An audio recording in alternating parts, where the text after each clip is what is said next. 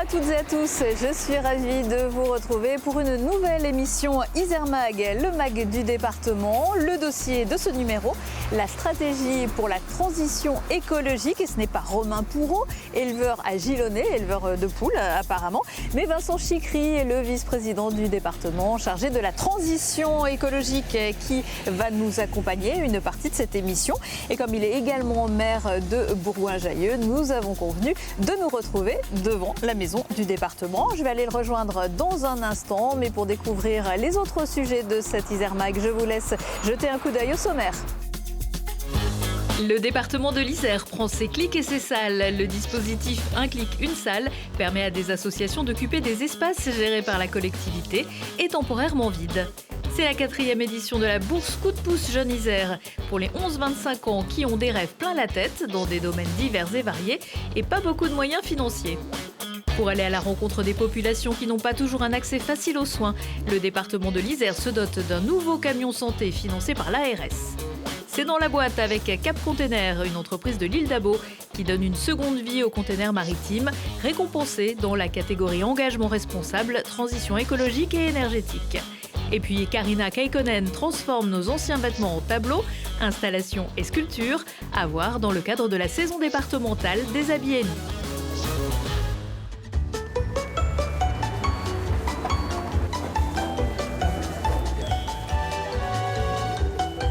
Bonjour.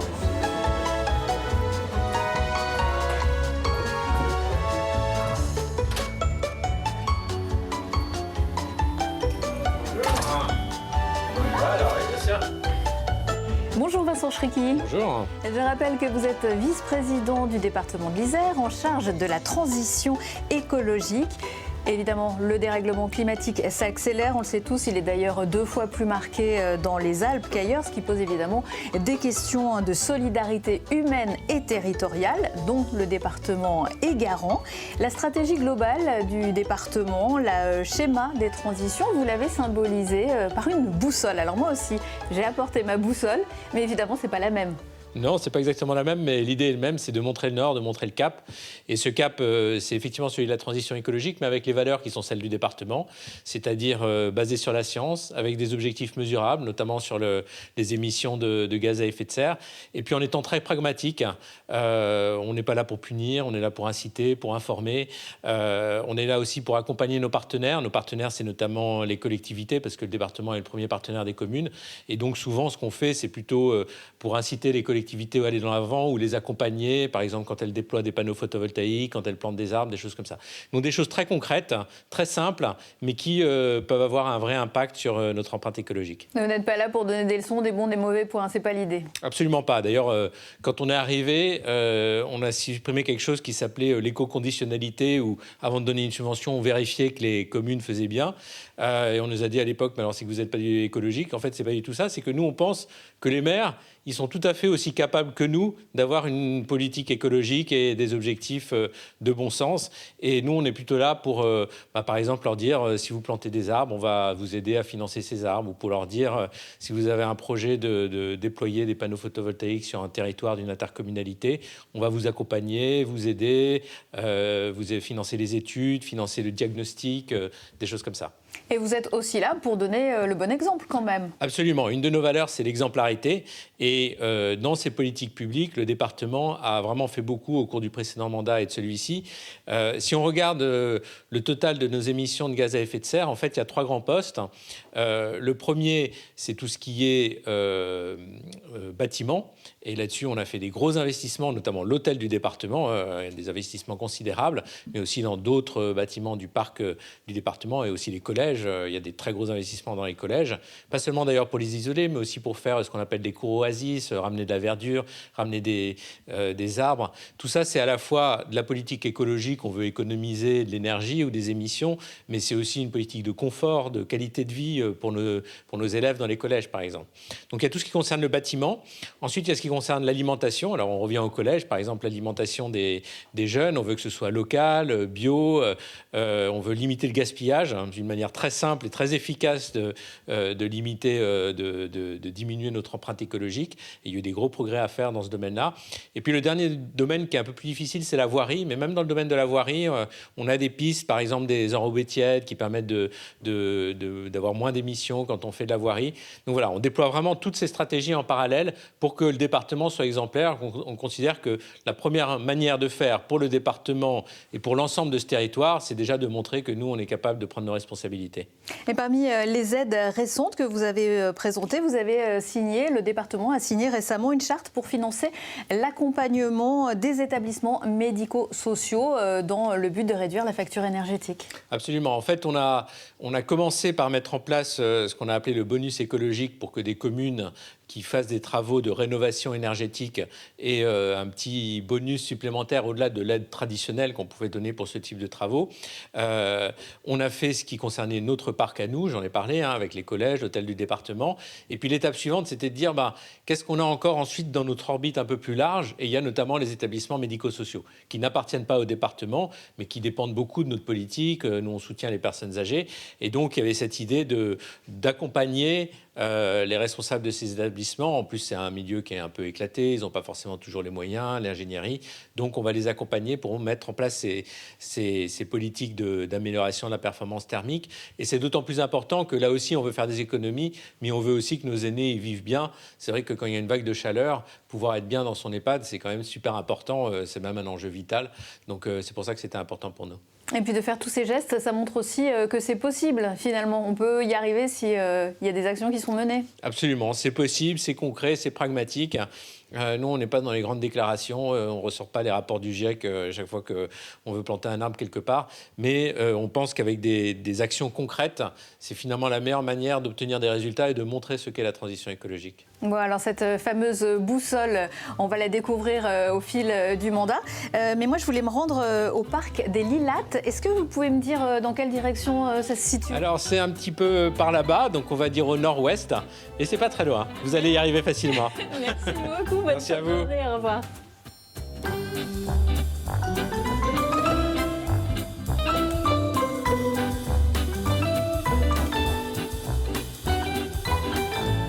Alors vous l'avez vu, grâce au bon conseil de Vincent Chriqui, j'ai réussi à trouver ce très beau parc au cœur de Bourgoin-Jallieu. Si vous êtes collégien, lycéen, étudiant, si vous avez entre 11 et 25 ans, bref, si vous êtes jeune, la chance, vous pouvez bénéficier grâce au département de l'Isère et à la caisse d'allocation familiale d'un sacré coup de pouce. Depuis 2022, 94 projets portés par 500 jeunes ont bénéficié du coup de pouce Jeunes Isère pour financer vos aides et vos projets. Nous sommes à la 4e édition et nous en sommes très fiers, un partenariat avec la CAF où nous proposons aux jeunes de réaliser leurs rêves, en tous les cas de les accompagner financièrement dans la réalisation d'un projet qu'ils portent seuls ou accompagnés par des associations. Voilà, avec tous les sujets sont possibles et ils peuvent obtenir une bourse de plus de 3 000 € en tous les cas. Il y a des projets caritatifs, il y a des projets de films, il y a des projets de voyage. Enfin, des choses extrêmement diverses et variées, mais beaucoup de choses dans le milieu, sur le caritatif, sur l'aide aux autres. Voilà, beaucoup de choses extrêmement intéressantes et innovantes. Alors moi, mon projet, du coup, c'est un projet de film court qui s'appelle Réflexion.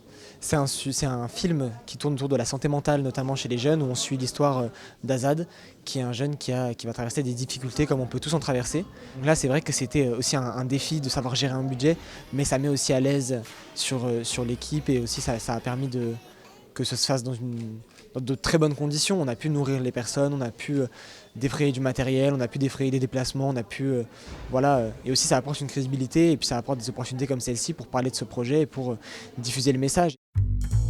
Pour l'édition 2025, les candidatures sont à déposer avant le 11 avril, midi au plus tard.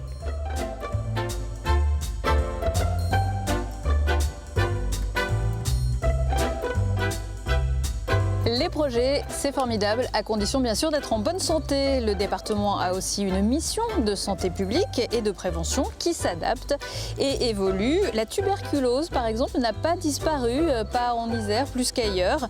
Et pour toucher les personnes à risque qui peuvent arriver de pays avec un fort taux d'incidence ou alors les personnes en situation de forte vulnérabilité, l'Agence régionale de santé a financé un nouveau camion équipé. Mais ce n'est pas sa seule mission. À la conduite, le centre départemental de santé. C'est un sujet de Mirko Pesci. Un camion de mission, lutter contre la tuberculose et proposer des consultations de médecine générale. Mis en place par le département de l'Isère, ce cabinet médical ambulant roule vers les populations fragiles. L'Aller Vert permet d'aller dans des lieux où on peut toucher des personnes qui ne viendraient pas spontanément au centre de santé. Par exemple, si on veut faire de la vaccination, on peut aller dans des centres d'hébergement, dans des squats. À l'heure actuelle, parfois, les locaux, c'était pas bien évident de pouvoir réaliser ces actes. Là, on va être tranquille, on aura notre cadre, notre matériel, on aura l'hygiène qu'on le souhaite. Pendant 20 ans, en Isère, un poids lourd réalisait déjà des radios de poumons. Mais trop encombrant et dépassé, l'ancien camion a donc été modernisé. L'équipement a été financé par l'Agence régionale de santé pour 315 000 €, dont 115 000 pour l'acquisition de l'appareil de radiologie pulmonaire. Donc vous avez la partie radiologie qui se trouve ici. Vous avez une porte et une cloison qui sont plombées pour la protection contre les rayons. Donc une fois que les radios pulmonaires sont finies, on enlève le capteur qui se trouve ici. On enlève l'émetteur qui se trouve ici, on les met dans la valise pour le transport. Et quand le camion il sert de radiologie, de consultation médicale, tout cet appareil est enlevé et cette salle peut servir de cabine de déshabillage pour le patient. Et on a un produit parfaitement polyvalent. En Isère, une centaine de cas de tuberculose est recensée chaque année. Le camion va aussi développer des projets de vaccination ou de dépistage de maladies sexuellement transmissibles dans des milieux souvent loin des centres départementaux de santé qui proposent aussi ce type de soins. Dans le centre de santé, on va jusqu'à faire analyser aux personnes qu'est-ce qu'un consentement.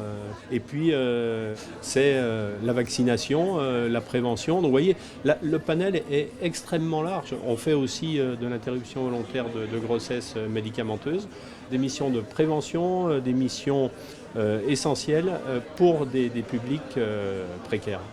En 2024, 20 000 personnes ont sollicité le centre départemental de santé de l'Isère. Mais le manque de médecins reste problématique pour garantir un accès équitable aux soins. Le camion peut aussi assurer des permanences dans les territoires où certains services sont momentanément interrompus et aller à la rencontre des saisonniers dans les stations.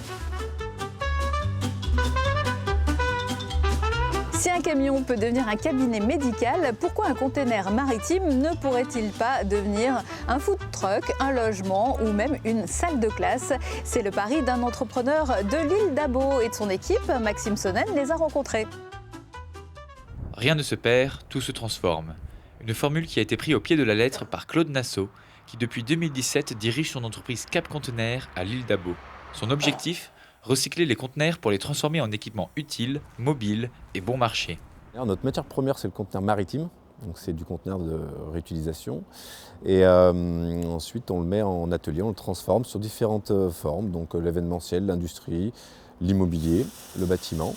Plusieurs chaudronniers et ouvriers soudent et découpent toute la journée pour permettre de transformer ces boîtes métalliques sombres en des lieux de vie, de travail ou de stockage parfois surprenants. Après l'électrification, la ventilation, l'ameublement et la décoration, il est même difficile de percevoir que l'on se trouve encore dans un container. Pourtant, ces pièces à l'apparence banale peuvent se déplacer au bon vouloir et l'entreprise est capable de les produire en seulement 2 mois de travail. Tout dépend des projets, bien sûr, pour le délai de fabrication et l'intégration qu'on doit faire à l'intérieur. On travaille tout le projet, on propose un accompagnement intégral à nos clients, c'est-à-dire on travaille depuis le design, la conception, la fabrication, l'intégration et la livraison et montage, quand il y a plusieurs modules au système ensemble. Notre dernière réalisation, il s'agit de la construction d'un bâtiment 100% sur la base des conteneurs maritimes. C'est une extension d'école dans laquelle on a pu fabriquer 5 salles de cours supplémentaires pour l'école. Avec une utilisation dans le monde toujours grandissante, les containers maritimes usés sont devenus une manne peu chère et extrêmement accessible. Les procédés de transformation se sont alors rapidement développés il y a 20 ans et aujourd'hui, la demande n'a jamais été aussi forte. Cap Container vend et loue ses équipements à des clients partout en France qui peuvent ensuite les redéployer où bon leur semble.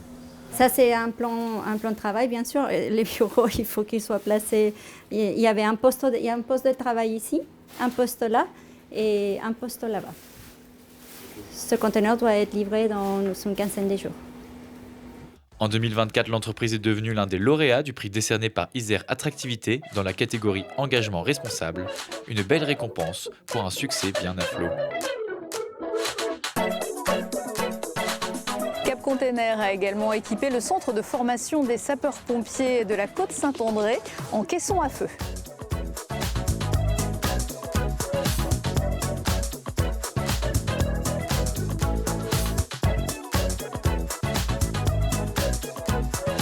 Vous connaissez peut-être la salle sur demande du château de Poudlard dans Harry Potter.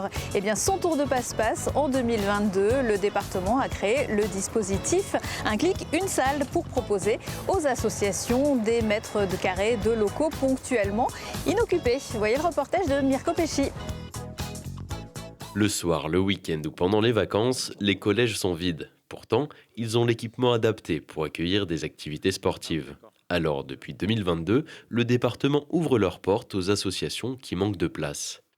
On s'entraîne ici, on a 7 équipes. On est un petit village encore, donc c'est un privilège d'avoir accès à cette structure, puisqu'il est quasi neuf. Donc on est depuis 1 an et demi, 2 ans, je crois. Et l'infrastructure est chouette, donc on est content. D'ailleurs, on a augmenté nos nombres de licenciés, donc c'était l'objectif. Aujourd'hui. On est à 80 à peu près licenciés, donc c'est plutôt positif parce qu'avant on avait accès au gymnase communal en bas. Salle de réunion, de restauration ou encore internat, de nombreux types d'infrastructures sont disponibles. Aujourd'hui, 60 associations en profitent avec 300 réservations enregistrées entre 2022 et 2025. Le processus se poursuit en sachant que les collèges sont de plus en plus enclins à vouloir ouvrir leurs espaces et que nous sommes de plus en plus enclins à se dire que l'argent public, c'est de l'argent qui se fait rare et qu'il faut mutualiser. L'objectif, c'est que ces associations puissent bénéficier des installations du collège, qui sont tout à fait neuves et récentes, et donc de pouvoir profiter des terrains sportifs, mais aussi en fait, d'une salle donc modulable d'une superficie de 105 mètres carrés. Sur les 50 gymnases de collège, 8 sont disponibles.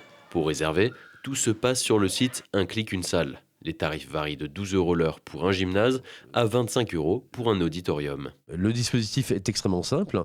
Il suffit de se connecter en fait sur un site. Donc on peut y accéder directement à partir de Google. On écrit une salle, donc un clic. Voilà. Et puis nous tombons sur les différentes réservations. On accepte toutes les demandes. Les associations en fait de toute façon se positionnent en fonction des créneaux qui sont libres. Voilà. Donc il y a encore quelques créneaux libres. Chacun à sa place.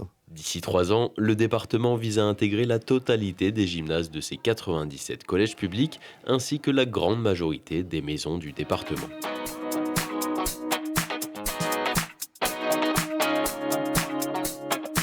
Le dispositif a reçu le soutien de l'Agence nationale pour la cohésion des territoires qui incite maintenant d'autres territoires à prendre exemple.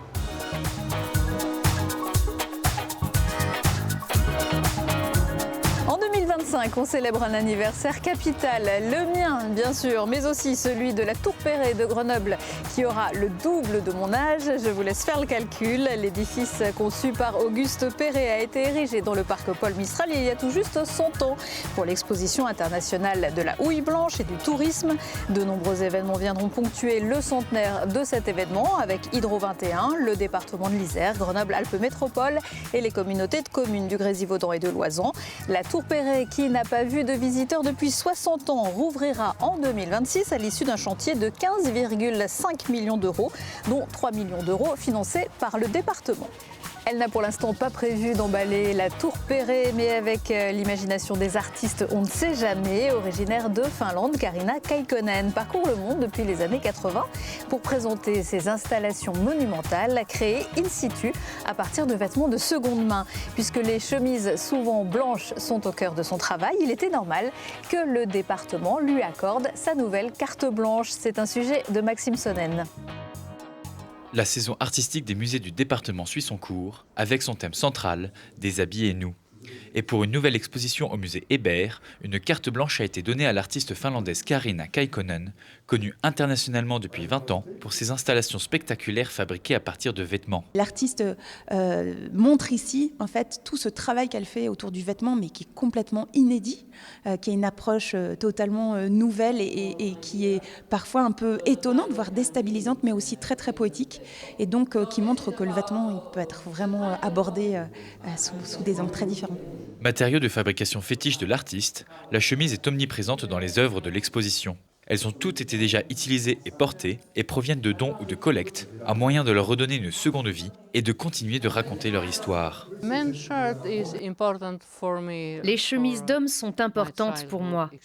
Ça tient à l'expérience de mon enfance, car mon père est décédé sous mes yeux lorsque j'étais une petite fille. Après sa mort, j'ai ressenti le besoin d'avoir ces chemises autour de moi. Ça me permettait de ressentir encore son amour près de moi lorsque je les portais. En tant qu'artiste, l'idée m'est venue de me dire que chaque chemise porte en elle un peu d'énergie, que chaque chemise porte encore un cœur aimant. Beaucoup des productions artistiques ont été créées spécialement pour l'occasion, comme celle-ci, qui évoque la mort du père de Kaarina et dont le nom ne m'oublie pas est également celui de l'exposition. Sur la terrasse, une autre œuvre éphémère, Ouvrez tous vos rideaux, a même été improvisée sur le coup de l'inspiration. Regardez la vue, regardez les montagnes qui sont là, c'est tellement inspirant. Cet endroit, par exemple, est magnifique. En quelque sorte, c'était conçu pour ce genre de travail, cet endroit m'attendait. Je sentais que je devais créer quelque chose ici. L'exposition se déplacera ensuite au musée archéologique et au musée dauphinois, avec à chaque fois de nouvelles créations uniques. De nombreuses chemises seront nécessaires, alors n'hésitez pas à en ramener pour les voir transformées en art contemporain. Pour les prochaines expositions, des espaces de collecte sont mis en place dans les musées. L'artiste a quand même une petite condition, éviter les teintes foncées, marron et noir. Si vous passez par le musée Hébert, n'oubliez pas d'aller au jardin où vous attendent pour quelques jours encore les sculptures monumentales de l'artiste plasticien Lilian Bourgeat. Porte-manteaux, bottes, étendoirs à linge et d'autres objets du quotidien qui semblent avoir pris un fortifiant. On est toujours dans le cadre de la saison culturelle Déshabillez-nous, une expo ludique où ce n'est pas la taille qui compte et qui donne à explorer un autre rapport au monde et à soi-même. Autre exposition haute en couleurs dans le quartier Saint-Bruno de Voiron, Les Orients de Mincieux, le goût de l'ailleurs, qui explore les voyages et inspirations du peintre collectionneur voironnais Lucien Mincieux dans le musée qui porte son nom. De l'Orient fantasmé à celui des artistes voyageurs, en passant par les visions de la femme orientale, Eugène Delacroix n'est jamais très loin. Parmi les 76 œuvres et archives présentées, le prêt exceptionnel d'un carnet de croquis de Delacroix par le musée de Grenoble. Sur et dans les pas des résistants, la 11e course de la résistance organisée par le département dans le cadre des commémorations du 8 mai 1945 se déroulera cette année à Vienne et dans le pays viennois. Parce que le 8 mai n'est pas qu'un jour férié, venez participer à cet événement qui propose plusieurs épreuves autour de 5 lieux emblématiques de l'histoire de la Seconde Guerre mondiale. Course à pied, parcours cyclotouristique, randonnée pour les enfants et nombreuses animations sportives et culturelles. Et puis du 28 mai au 1er juin, les routes de l'Isère vont vibrer au rythme de l'Alpe Isère Tour. La 34e édition de cette compétition cycliste internationale promet des paysages à couper le souffle et des ascensions épiques autour de Charvieux-Chavagneux, Saint-Maurice-l'Exil, Saint-Joseph-de-Rivière ou de Lamure et surtout une ambiance inoubliable. La preuve, le Tour a même son hymne.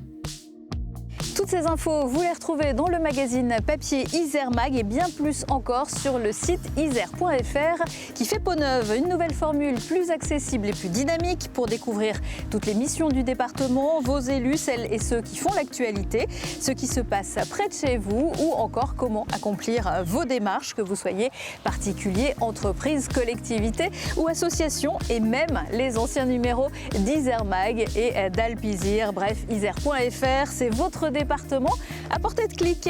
Quant à nous, c'est fini pour aujourd'hui. Grâce à notre boussole, on a pu maintenir le cap. Alors à très bientôt.